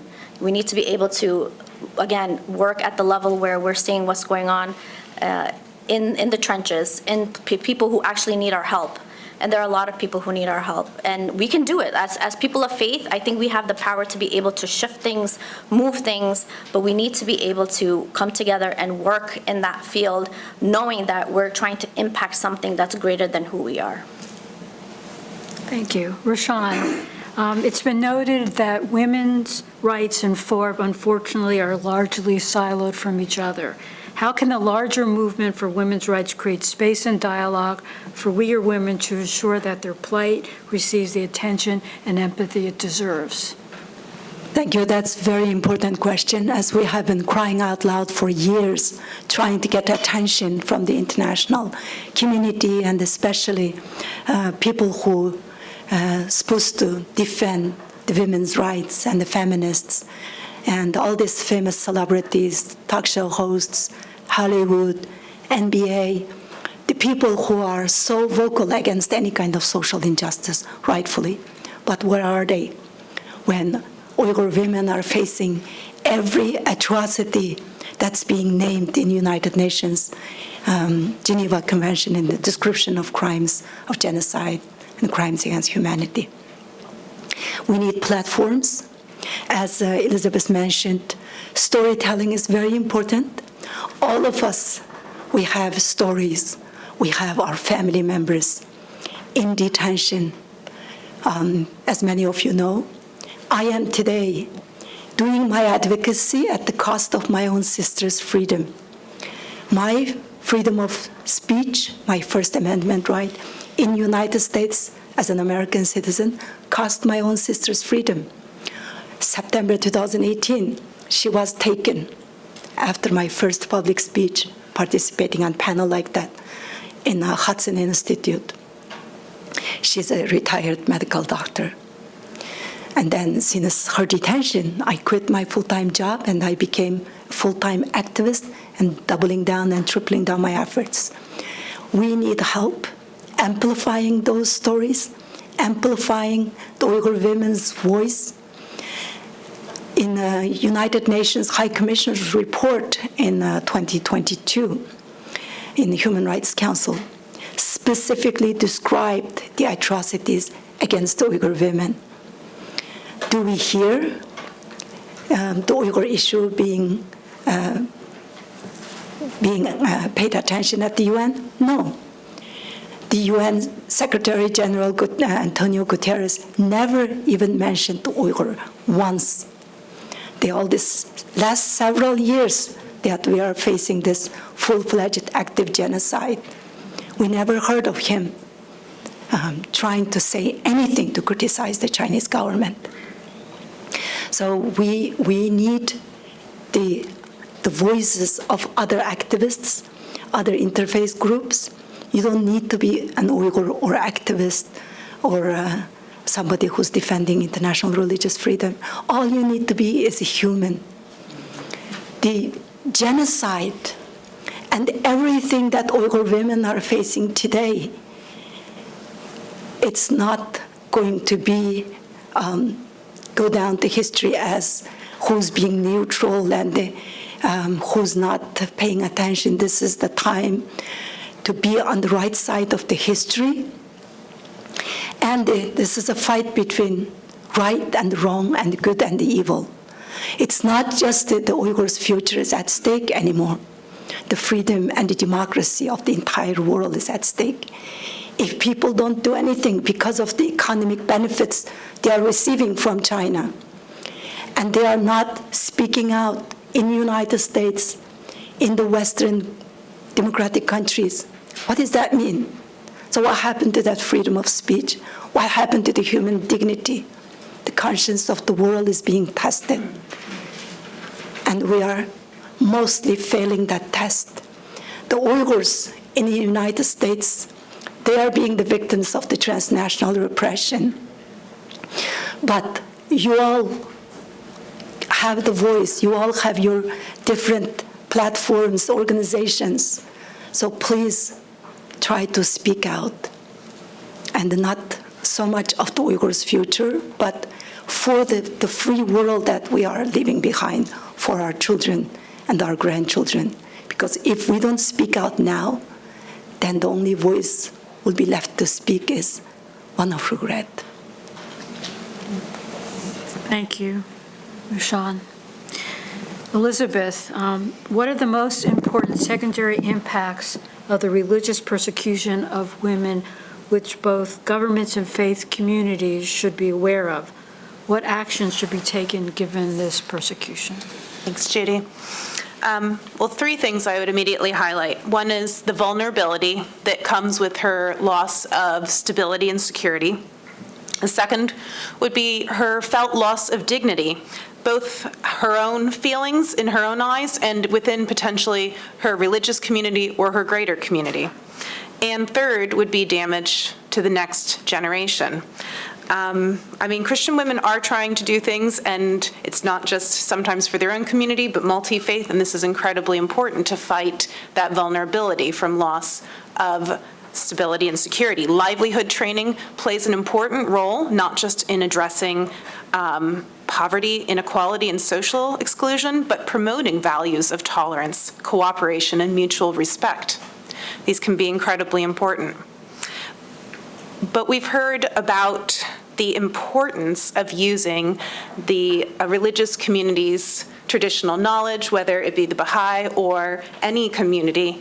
That use of sacred text is critical in helping healing after religious persecution. So often religious persecution attempts to diminish a woman, whether it be in her own eyes or the eyes of her community.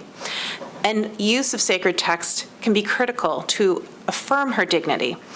We've heard about your very passionate motivation, Hernessa, that comes from your own faith, from your own sacred text. Well, this is incredibly important for people of whatever faith they're from.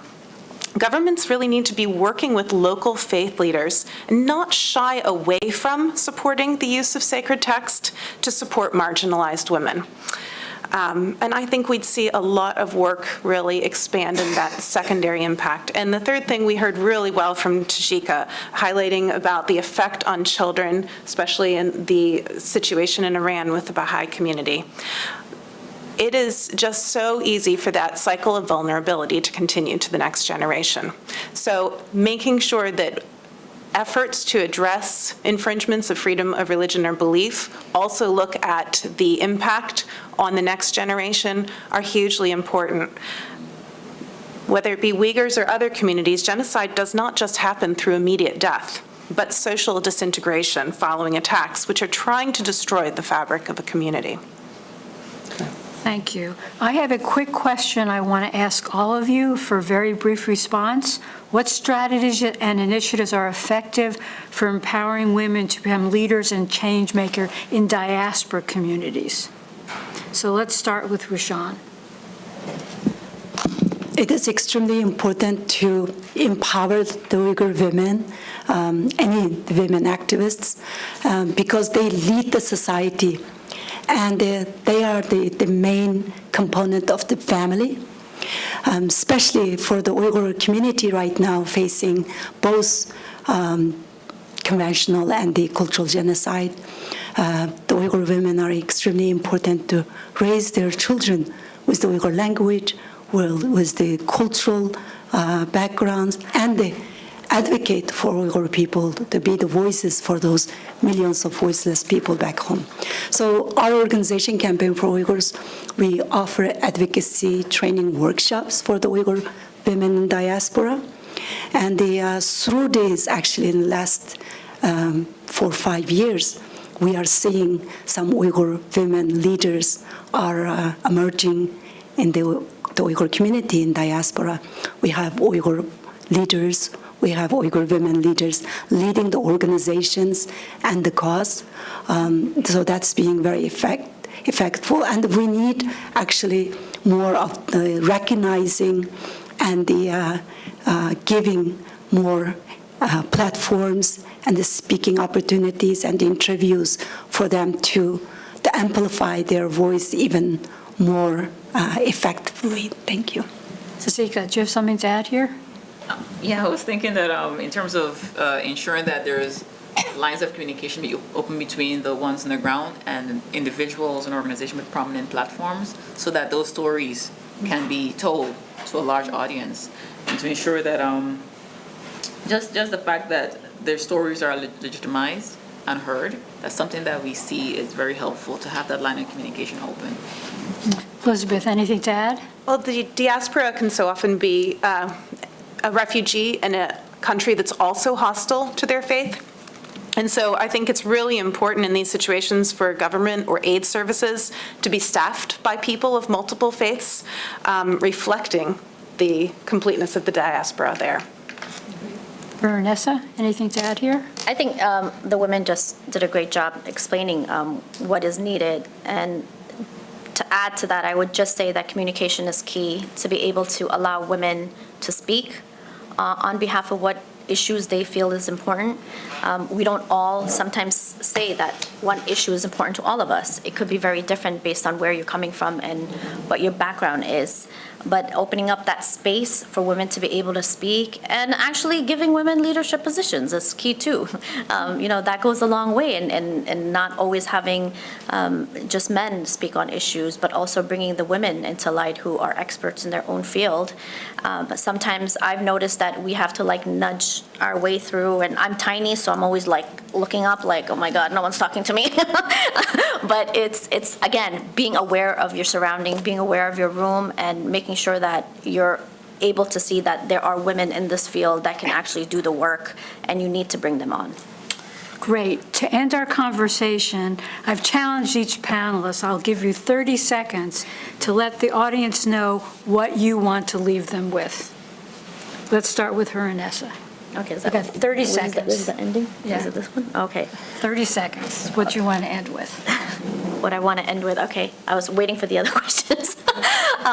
What I would like to end with is this notion for all of us here and whoever's watching to go home is to really think about ways we can improve our relationships with other people, how we can really go above and beyond what's expected of us and not wait for other people to reach out to us.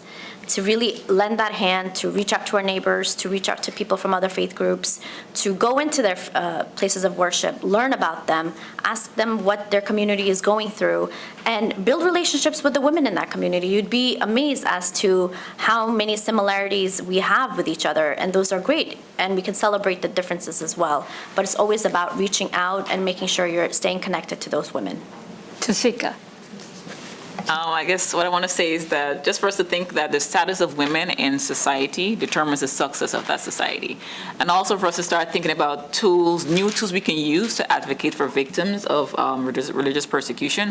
One is crimes against humanity and ensuring that hopefully that law is on the books in the United States so we could have an additional tool to help assist those victims if a perpetrator is located within the United States or brought to the United States. So I know Senator Durbin is trying to work to get that bill in the books, and that's something that we should tangibly support because, again, we have a tool that will be in place to help victims of persecution. If you persecute, then we should be able to prosecute you. That's my law coming in. So, yes. Rushan.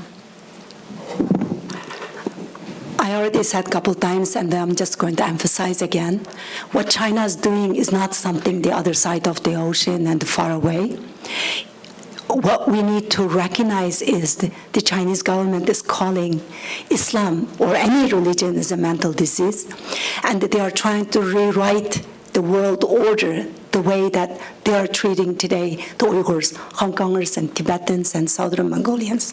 So it is extremely important for us to walk away today with that feeling that we really need to see that as a threat to humanity. The CCP is a threat to the future and the freedom and democracy. And please educate yourself and share the information. We need to take this seriously. Thank you. Elizabeth.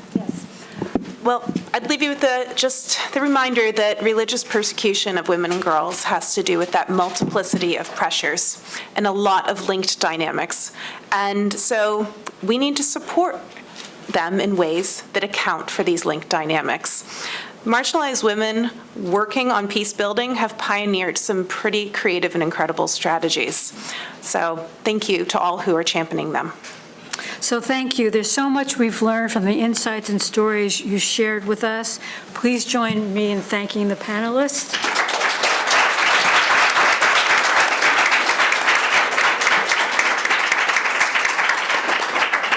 And now I'd like to turn to Commissioner Gelman for some closing remarks. Thank you, Ms. Golub, and thank you to our esteemed panelists. We learned a lot from you, so thank you very much for that. And I want to thank all of you for joining USCIRF today for productive and engaging conversations. The participants left us with much to consider. Clearly, a number of challenges need to be addressed. First, there's not enough recognition of FoRB's positive role. Too often, its potential has been obscured by the misconceptions that religion is a tool used only to control women, and that religious freedom permits this repression. To the contrary, FoRB supports the ability of individuals to understand, interpret, and manifest their religion in harmony with respecting the dignity, integrity, and free volition of others.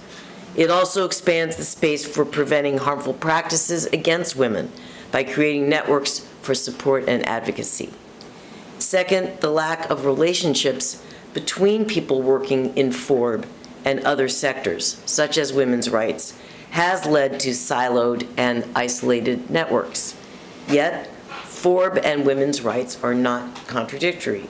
In fact, viewing them as such ignores the universality, indivisibility, and interdependence of human rights, which must be understood holistically. Properly understood, religious freedom plays an enabling role for women. Governments and societies that respect FoRB create a public sphere where social issues, including women's rights, can be discussed. Full respect for FoRB enables women to interpret and publicly express their own beliefs and challenge religious justifications for violations of women's human rights. Of course, not every women's right issue is a religious freedom issue. Advocates primarily focused on women's rights and advocates primarily focused on religious freedom will not agree on every issue. However, there are many areas of shared concern and ways to support each other and enhance each other's efforts. As USCIRF has suggested previously, areas for cooperation could include joint efforts to combat child, early, and forced marriage, to reduce sexual and gender-based violence, and to support the FoRB rights of women's rights defenders who are accused of insulting religion for their work.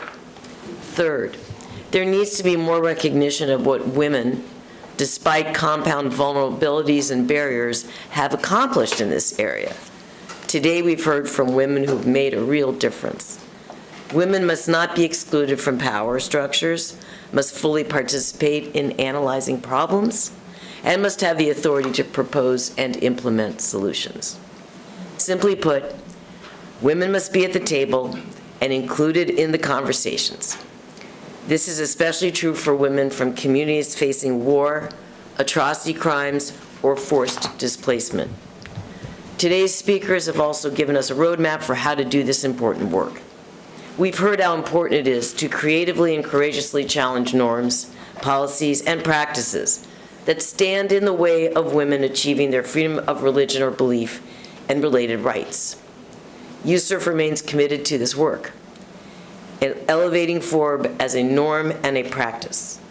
Most importantly, everyone must be part of the solution.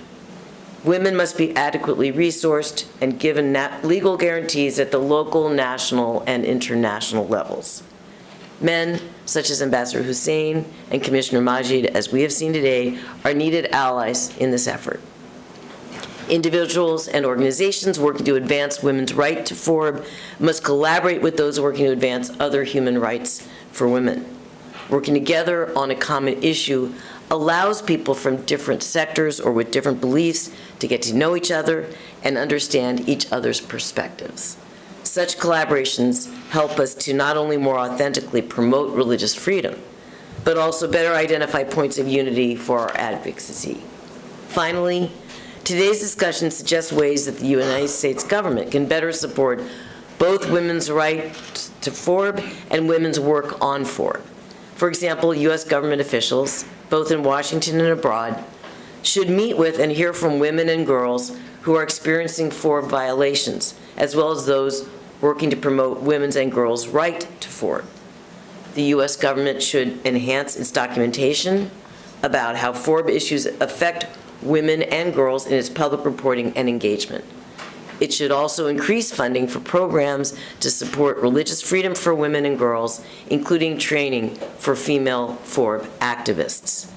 In addition, U.S. officials should increase their efforts to press for the release of women and girls imprisoned for their peaceful exercise of or advocacy for religious freedom, and to support those targeted in other ways for such efforts.